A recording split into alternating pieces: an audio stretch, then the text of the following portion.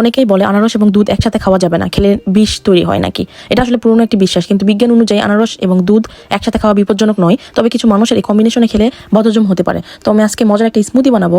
এখানে হচ্ছে আমি নিয়েছি আনারস, গাজর কালার হওয়ার জন্য, সুন্দর একটা কালার আসবে, এদিকে বানানা, এদিকে আমি হচ্ছে অ্যালমন্ড নাট, আর হচ্ছে কিশমিশ।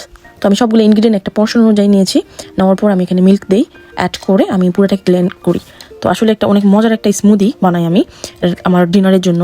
তবে এই অ্যাসিডিটিটা তৈরি করে, এটা সবার জন্য কিন্তু ঠিক না। তো কেন আনারসে অ্যাসিডিটিটা তৈরি করে? তো আনারসে মূলত সাইট্রিক অ্যাসিড থাকে এবং একটা এনজাইম থাকে, হচ্ছে এনজাইমটা ব্রোমেলিন এনজাইম, এই দুটি উপাদান তো থাকার কারণে হচ্ছে অ্যাসিডিটি তৈরি করে।